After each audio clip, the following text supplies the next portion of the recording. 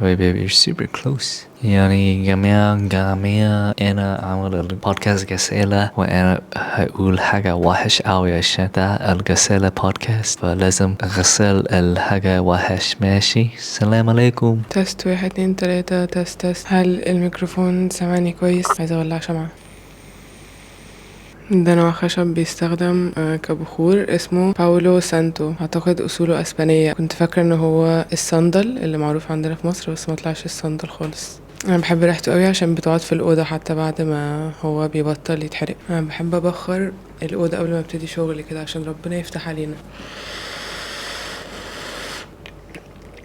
انا مش عارفه لو البطاريه بتاعه الكاميرا هتفضل صامده لدرجه ان انا اسجل بودكاست كامله بيها ولا لا. اهلا بيكم في حلقه جديده من مش عارفه ايه بالظبط، مش عارفه انا بعمل ايه. الدليل ان انا مش فاهمه انا بعمل ايه خالص في حياتي هو ده: انا بشرب كوبايه قهوه الساعه 9:30 مساء، وابني بيصحى الساعه 7 الصبح. انا مش عارفه انا بعمل ايه في حياتي خالص، وده الثيم يعني ايه. يعني دي حاجه بتعبر عن حياتي مؤخرا قوي. انا مش فاهمه حاجه خالص، مش فاهمه انا بعمل ايه في حياتي. بالاخص كنت لسه بتكلم مع ست جميله النهارده، وبقول لها ان انا حاسه ان اول سنه امومه دي كان كاني في غيبوبه، وانا لسه بادئه فوق من الغيبوبه دي دلوقتي حالا. انا دلوقتي بقيت بستحمى مرتين في اليوم علشان اعرف انضف طاقتي، علشان اعرف اجدد طاقتي كفايه. في طقوس كتير او ممارسات كتير محتاجه اعملها في اليوم عشان ابقى تمام، بس مش اللي هو بصحى كده وابقى تمام عادي. في اليوم لازم اخد بالي من نفسي، اكل كويس، لازم انام كويس، لازم اتحرك، لازم اخرج اشوف الشمس، حاجات كده. ونفسي ان شاء الله في يوم من الايام الصلاه والتعبد لله تبقى جزء من الحاجات دي، وابتدي اركز فيهم حقيقي. انا هتكلم عن حاجه شخصيه قوي وممكن تكون مثيره للجدل جدا، بس حاسه ان انا حابه اشاركها او جاهزه اتكلم عليها. انا مش سهل بالنسبه لي قوي ان انا اقرب من ربنا او اعمل حاجات كتير قوي في الدين، علشان وانا صغيره اتعلمت ان انا اخاف من ربنا واخاف من كل حاجه في الدين، فبقيت بخاف قوي اقرب من الناحيه دي، حتى ان انا اتعلم اي حاجه او ان انا ارجع تاني اتواصل مع ربنا. عشان يعني استغفر الله، بس ربنا في جوه دماغي من وانا طفله شخصيه مخيفه قوي. فلسه دلوقتي بحاول امسح اللي انا اتعلمته ده وابتدي اتعلم من الاول انه الله محبه، وانه ربنا رحيم وكريم والحاجات التانية كويسة، وابطل ابقى خايفة قوي كده واعرف اتقرب لربنا اكتر. انا النهاردة كنت بتعلم ازاي العب قوس وسهم دي عشان جوزي بيلعبها، وعورت، عملت لنفسي التعويرة الكبيرة قوي دي على دراعي. هي كدمة بس شكلها مرعب. المهم انا كنت بقول ايه، بتعلم ازاي احب ربنا من الاول، بتعلم افكر في ربنا بطريقه مختلفه. تاني حاجه كنت عايزه اقولها ان انا اتعلمت ان انا لو عملت اي سيئات ابقى انا شخص وحش لا يستحق الرحمه ويستحق العقاب وحاجات كده مش لطيفه. دي حاجه كمان بتخلي ان انا اقرب من ربنا حاجه صعبه، عشان انا شايفه انه طول الوقت انا مسلمه اصلا وحشه، فاحاول ليه. بمنتهى الصراحه انا بتكلم عن افكار اللي هو جوه اللي جوه، فيا ريت محدش يهجم عليا بسبب رايي. دي مجرد احاسيس انا بحس بيها، وممكن يكون في كتير منها ما عنديش اختيار في هذه الاحاسيس. انا بس بعبر عن تجربتي بصراحه، واعتقد ان في ناس كتير بتمر بنفس التجربه دي، مش انا لوحدي.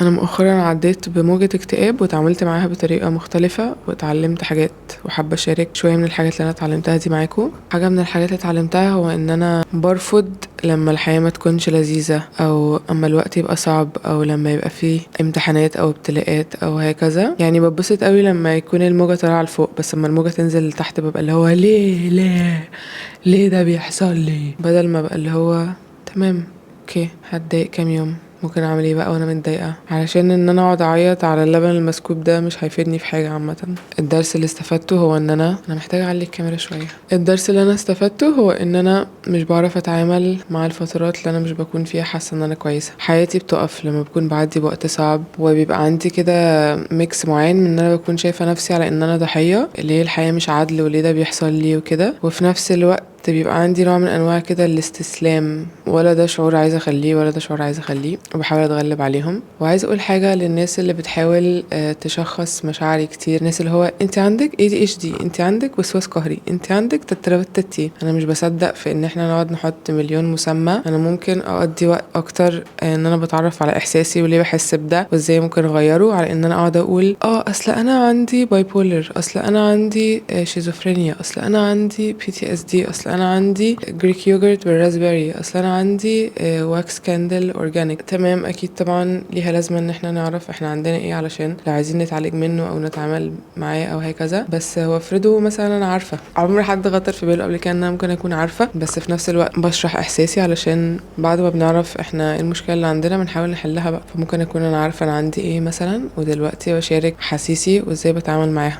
يعني سايد نوت، بس هرجع الموضوع تاني. هو كان ايه الموضوع؟ انا بنسى قوي. فمؤخرا بقيت لما بحس ان انا مش كويسه بحاول ان انا اعمل حاجات، ما افضلش ثابته في مكاني، ما اقعدش الف جوه دماغي، حتى لو الحاجه دي هي ان انا اقوم استحمى واغير هدومي. بس بقيت بعمل حاجه، اي حاجه، كل مره بحس ان انا مش كويسه بعمل حاجه، قصدي حاجه تساعد ان انا ابقى احسن. اي حاجه اي حاجه بجد. ان شاء الله بقوم اتمشى من الكنبه للاوضه اللي جوه واشيل القميص بتاعي مثلا من على السرير احطه جوه الدولاب. اي حاجه بعمل، اي حاجه بحاول اعمل اي حاجه. انا مؤخرا كنت عيانه، حاسه ان انا مكتئبه، في نفس الوقت جات لي الدوره الشهريه الحمد لله في نفس الوقت. فكان ميكس جريل كده جميل جدا. وبصراحه زوجي هو اللي لفت انتباهي، لاني لما بكون حاسه ان انا مش كويسه برفض ان انا اتعامل كده مع الحياه بطريقه معينه، وببقى عايزه اتجنب الموجه اللي انا حاسه فيها ان انا مش كويسه لحد ما تروح، وبعمل ده بطريقه كده ان انا بهرب من الواقع بطريقه معينه مش لطيفه. وانا مبسوطه ان جوزي بيقول لي حاجات زي كده، وان احنا ما بينا حوار مفتوح لما الشخص التاني يكون بيعمل حاجه مثلا وممكن الفت انتباهه ليها ان احنا ممكن نعمل حاجه زي كده، وان انا بتقبل منه النقد لما يكون بناء، علشان انا فعلا ميقنه ان هو عايز يساعدني. فلما بينتقدني نقد بناء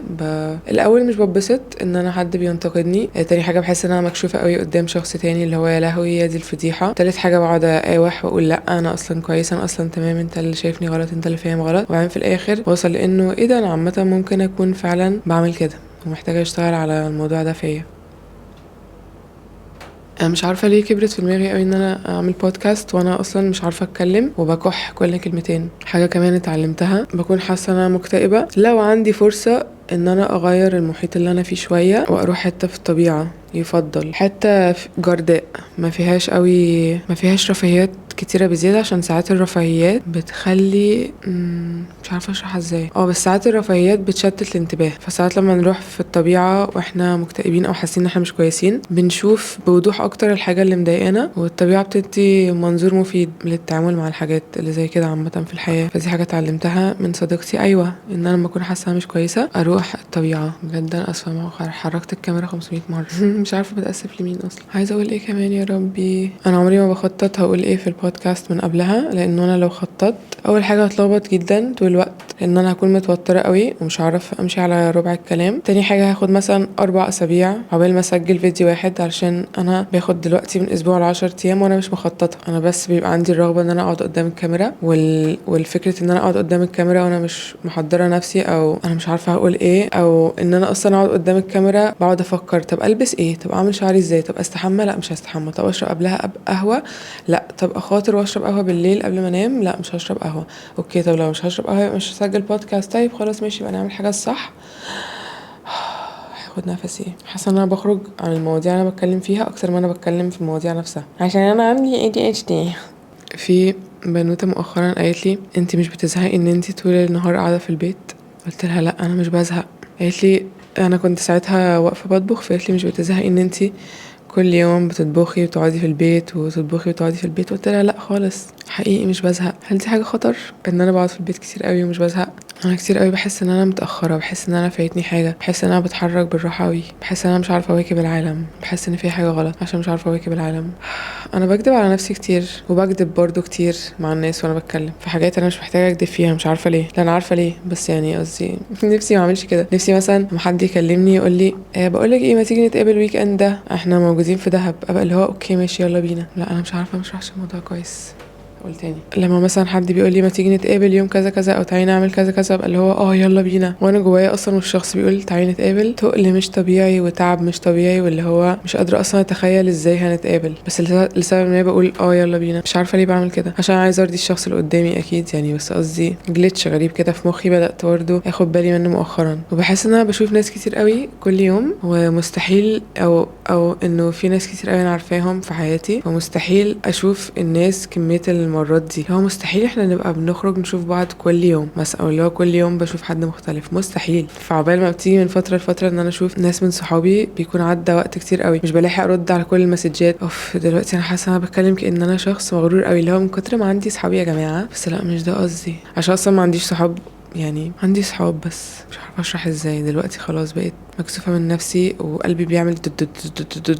في نص الكلام بوقف نفسي واقعد اقول لنفسي ياه انا بكرر نفسي قوي، بقول نفس الكلام في كل الفيديوهات. انا بجد ليه بتكلم عن نفسي؟ مين مهتم؟ محدش عايز يسمع. الافكار الهدامه في دماغي قويه جدا، سبحان الله.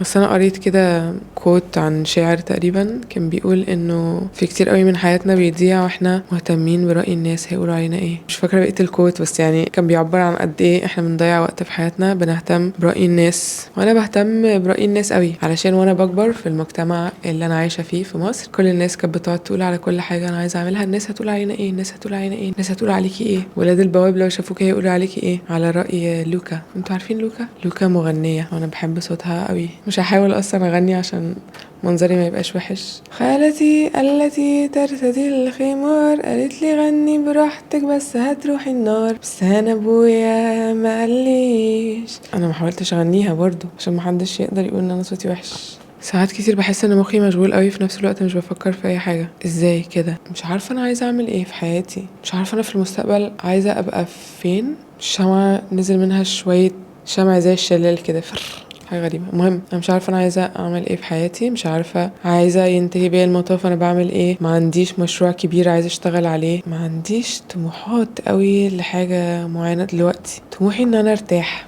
طموحي ان انا بجد ارتاح، طموحي ان انا ابقى مبسوطه. لما حد كان بيسالني في انترفيو شغل اللي هو شايفه نفسك فين كمان 5 سنين، ببقى اللي هو ما اعرفش كمان 5 سنين. 5 سنين ده بعيد قوي، بعيد قوي بجد. انا ما اعرفش انا هكون فين كمان 5 شهور، وساعات كمان 5 ايام بجد ما بيبقاش عندي فكره. ما اعرفش الاسبوع الجاي هكون بعمل ايه. فدي حاجه برضو بتوترني ان انا عايشه يوم بيومه كده. بس حاسه ان دي في نفس الوقت حاجه مريحه للاعصاب، فمش عارفه ازاي انا ممكن اكون متوتره من حاجه المفروض تكون مريحه للاعصاب قوي كده. انا دلوقتي بطني بدات توجعني عشان حاسه ان انا بقالي 20 دقيقة بقول أي كلام ومفيش أي حاجة عارفة أتكلم عنها براحتي. تهديم الذات وجلد الذات. الله، عندي تشكيلة جميلة. تخيل واحد ما يعملش اي حاجة في حياته ابدا.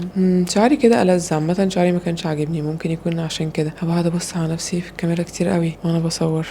ممكن صح. انا عارفة انا كنت عايزة اتكلم على ايه. انا عايزة اقول ان انا ممكن نتكلم شوية عن الايجو، عشان انا بسمع المصطلح ده كتير قوي. والايجو هو حسب فهمي انا اللي انا درسته باللغة العربية في علم النفس والفلسفة وانا في ثانوية عامة. الانا هو فيه مش عارفة هو وانا عليا حاجة كده. فاعتقد انه الايجو ده هو الانا بتاعتنا، والانا العليا دي اللي هي الشخصية الاحسن او السامية، النسخة السامية مننا. واللي هو ده معرفش ايه، مش مهم، مش هنتكلم عليه دلوقتي. بس مهم ان انا مؤخرا حاسة انه الايجو بتاعي او الانا بتاعتي بتموت.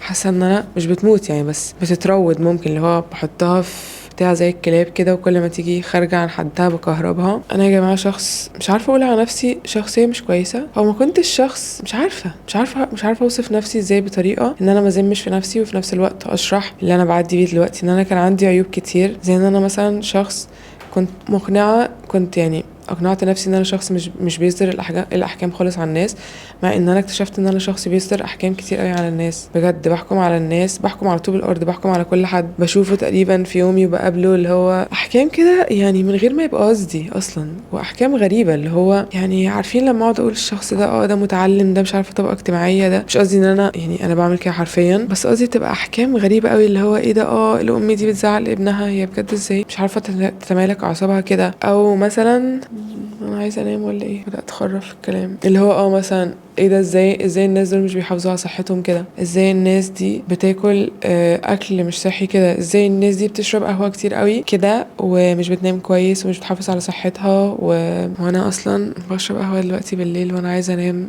وغالبا هيأثر على يومي وعلى نومي وعلى كل حاجة. فمش عارفة ليه أنا كنت بحكم على الناس بطريقة قاسية قوي كده. وبرضه كنت فاهمة نفسي إن أنا كنت مفهمة نفسي إن أنا فاهمة حاجات كتير قوي عن الحياة، وأنا أصلا مش فاهمة أي حاجة. أنا بجد مش فاهمة أي حاجة. كنت بحاول طول الوقت أتكلم مع الناس أو أبقى قدام الناس عاملة نفسي بقى فاهمة ومسيطرة على كل حاجة في حياتي عامة. واللي هو أنا أصلا قلت له اللي أنت بتعمله ده علشان أنا أصلا من شهر بجد عملت نفس الحاجة اللي هو بيعملها، ومش مصدقة إن هو كان بيعمل حاجة بالغباء ده، اللي هو كان في أداء تعليق كده معين، يعني مش قصدي انا بقول كده حرفيا، بس حابه ادي مثال. البقعه اللي في التيشيرت اللي انا لابساه ده باين. ساعات بلبس مثلا تيشيرت نضيف وبعدين اجي احط زيت في شعري فيقوم مبقع عليه وبعدين بفضل لابساه برضو عادي. اعتقد ان انا برضو اكتشفت انه في صله قويه ما بين انه انا عايزه اكون مثاليه بان انا بحكم على الناس بطريقه قويه قوي، لان انا عشان احس دايما ان انا عايزه اكون مثاليه فبحط لنفسي معايير عاليه قوي وبفحت نفسي وبدمر نفسي عشان اوصل المعايير دي وعمري ما بوصل لها. فبقعد انتقد في نفسي، وبعد ما بنتقد في نفسي كل حاجه بشوفها في الناس شبهي بقعد انتقدها برضو. دي حاجه مضحكه قوي لانه بجد الناس يا جماعه مرايات لينا، والله العظيم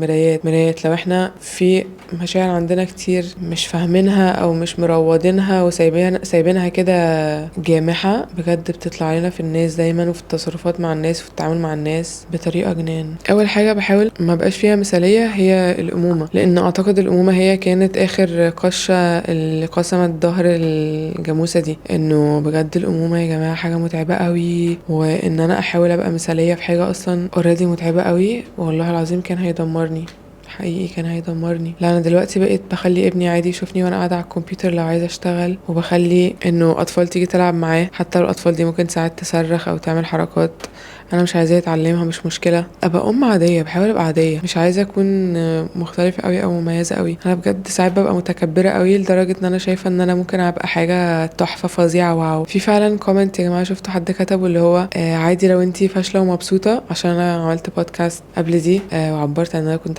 حاسه بالفشل، حاشا وحد قال لي لو انتي فاشله ومبسوطه عامه تمام، في ناس كتير ناجحه ومش مبسوطه، فلو انتي فاشله ومبسوطه كملي زي ما انتي، اتبسطي يعني، استمتعي، اهم حاجه الانبساط. فحسيت ان ده برضو وجهه نظر، يعني ان انت فعلا لو فاشل ومبسوط ايه المشكله، هخليك مبسوط، المهم تكون مبسوط ومستمتع. عشان حتى لو انا وصلت لحاجه معينه في حياتي لو انا مش عارفه اتبسط بيها الموضوع ملوش معنى خالص. حاجه كمان برضو مؤخرا مع كبرياء اللي بيموت بحاول اتخطى شويه شكلي الخارجي عامل ازاي، عشان الموضوع ده بجد بيستهلك كتير قوي من وقتي ومن حياتي. موضوع متعب والله، اللي احنا كستات محتاجين نعمله في حياتنا وعشان نهتم بجمالنا ونهتم بشكلنا كتير، بجد كتير قوي. انا جوزي بيصحى من النوم يغسل وشه ويغسل سنانه، هو ده اللي هو بيعمله. بصراحه هو بيستحمى بس قصدي يعني مش بيحاول قوي، وممكن يلبس اي حاجه اصلا مش فارق معاه، وممكن يفضل لابس نفس الحاجه يعني 3 ايام. بصراحه مش قصدي ان دي حاجه مقرفه، بس قصدي من كتر ما الموضوع سهل بالنسبه له ممكن يبقى عنده مثلا 3 حاجات بيلبس فيهم ويغير فيهم مش مهم.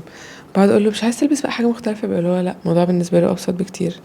مش عارفه انا اللي معقده على نفسي ولا هو انا اتعودت ان انا اعقده ولا ايه النظام بالظبط. عمري ما ببقى عارفه امتى اخلص البودكاست، امتى بطل الكلام، ولا بعرف امتى ابتدي ولا بعرف امتى اخلص. هاي واو. انا في المدرسه كنت اراجوز الفصل لفتره كبيره، كنت دايما بحب اعمل مشاكل، وكنت بطرد اقف قدام السبوره الاول، وبعدين كنت بقعد العب افلام مع اصحابي اللي قاعدين فاعمل مشاكل في الفصل اكتر. فالميس تطردني بره خالص عشان مش نافع حتى ان انا اتذنب جوه، وكانت بتقولي انت عاجبك ان انت الارجوز بتاع فصلك؟ بقول لها اه طبعا شرف ليا، بس ده حصل بعد سنين وسنين من التنمر اللي انا كنت بعاني منه علشان كل البنات اللي في المدرسه كانوا بيتنمروا عليا طول حياتي تقريبا. يا لهوي، تجربه المدرسه بالنسبه لي كانت تراما حقيقي. انا كنت في مدرسه بنات بس، الولاد كانت في مبنى لوحدهم. بس ما علينا، مش عارفه ايه بتكلم عن المدرسه دلوقتي اصلا، ايه اللي وداني هناك؟ انا يعني كانت كوكتيل المواضيع اللي بيتفتح. والله انا مش بقول اي حاجه عشان املى بيها الكلام وخلاص، انا حقيقي مش عارفه اوقف الكاميرا. انا ولعت بخور تاني عشان افتكر كنت عايزه اقول ايه. انتوا خدتوا بالكم ان انا بصور بكاميرا جديده؟ دلوقتي انا بسرق الكاميرا بتاعت جوزي. انا هتم 30 سنة وعمري ما حسيت ان انا تايهة كده في حياتي، بس في نفس الوقت ممكن لاول مرة اكون مبسوطة بالتوهان ده، او مش مبسوطة، بس مش عايزة اقاومه قوي، يعني عايزة اروح ورا التوهان اكتر واكتشف واشوف هيوديني فين. حاسة ان انا عجوزة قوي انه اربط نفسي برقم 3-0 ده، وفي نفس الوقت حاسة ان انا كل ما بكبر كل ما بحاول اكتر ابقى مواكبه للي بيحصل او ابقى روشه زي الجيل الجديد. مش عارفه ليه بحس ان انا كبرت قوي على ان انا اجرب اي حاجه وانا داخله على 30 سنه. مش عارفه ليه، حاجه غريبه قوي، مع انه اشمعنى 30 يعني. انا بحس انه ال30 ده برضو لسه شباب، بحس ان انا في عشريناتي بجد ما كنتش فاهمه اي بتنجان في حياتي خالص. انا بلعب بشعري كتير قوي. في عشريناتي كنت بجد توتر، بس العشرينات توتر على اكتئاب على عياط على انهيار، كان فترة كده غريبة قوي. بس حاسة التلاتينات دلوقتي فترة كده اللي هو ألذ، اللي هو قشطة احنا مش فاهمين حاجة بس يلا بينا نبقى مش فاهمين حاجة وتمام. متشوقة ان انا اشوف ايه اللي هيحصل الفترة الجاية دي وانا خارجة من الاكتئاب. متشوقة ان انا اعمل حاجات تاني في حياتي عشان انا بقى فترة قاعدة في البيت مش بعمل حاجة. انا بحاول اتقبل ان انا ساعات ببقى حاسة انا مش كويسة. انا عملت الفيديو ده كله عشان اقول كده. انا بحاول اتقبل يا جماعة بجد شكلي وحش قوي عشان لعبت في شعري كتير. انا بحاول اتقبل انا بحاول اتقبل لما اكون حاسه مش كويسه. انا بحاول اتقبل لما بكون مش مثاليه. انا بحاول اتقبل صح نسيت اقول حاجه مهمه قوي. انا اكتشفت ان انا مش عايزه اقضي 24 ساعه من اليوم مع ابني. ودلوقتي مش مكسوفه ان انا اقول كده بصوت عالي عشان انا مش عايزه اقضي 24 ساعه في اليوم مع اي حد. محتاجه وقت لنفسي. وعادي ده مش معناه ان انا مش بحب ابني بجد. مش عارفه كنت ليه بفكر كده فتره طويله قوي. كنت فاكره بجد ان انا هقضي معاه كل لحظه بيقضيها صاحي في اليوم. والفكرة دي بجد كانت خانقاني بطريقة. ودلوقتي مؤخرا قلت لا اقعد بقى العب هنا مع اصحابك، اخرج مع بابا، مش عارفه يعني اقعد كده على البحر العب انت وانا قاعده بعمل اي حاجه تانية، بقرا كتاب، بعمل اي حاجه. مش لازم افضل مركزه معاه. يا لهوي. كانت في فكره كده معينه عن الام الكرتونيه. كنت بحاول ابقى الام اللي هي صباح الخير عامل ايه تعالى نلعب واو يلا نخرج ونقضي مع بعض كل لحظه من كل يوم ونلبس مطقمين مع بعض. عارفين في كده فكره معينه كده غريبه قوي. غريبه بجد. مش عارفه انا جبت الفكره دي منين. لا مش عايزه اقضي مع ابني 24 ساعه يا عم. مش عايزه 24 ساعه اقعد اقرا كتب اطفال واحط مكعبات فوق بعض. لا يا عم مش عايزه. بس بحبه قوي بموت فيه بجد. كل حاجه بيعملها بتبقى كيوت. ببقى حاسه ان انا قلبي من كتر ما بيدق هينفجر. بس برضه مش عايزه اقضي معاه 24 ساعه. الحمد لله من ساعه ما اعترفت لنفسي بكده وانا حاسه انه في وزن كبير قوي اتشال من على كتافي. بجد شعري بقى شيتا. المهم يا جماعه من فضلكم ابعتوا قولولي انتوا عايزيني اعمل بودكاست اتكلم على ايه. ادوني مواضيع، اقترحوا عليا حاجات اتكلم عنها عشان مخي مؤخرا مش شغال. هو انا مش عارفه بجد الكلام اللي انا قلته ده هل ليه اي معنى ولا همسح الفيديو ده كله وهكون ضيعت وقت وارميه في الزباله. ده افكاري وانا بعمل اي حاجه. اللي هو اقعد دلوقتي اضيع وقتي ولا ارميها في الزباله. ما شاء الله شخص ايجابي قوي. بحب نفسي. اتفرجوا على فيديوهاتي ارجوكم. ما تنسوش تعملوا لايك وشير وسبسكرايب. ما تنسوش تشغلوا الجرس ده. مش عارفه ليه بس شغلوه عشان لما انزل فيديو تعرفوا. شكرا. انا مش عارفه بجد انا بتوتر قوي ان انا اقفل الفيديو. ليه عايزه اقفله؟ ماشي شكرا ان انتوا اتفرجتوا وانا اسفه. مش عارفه بتاسف ليه. سلام باي باي باي سلام.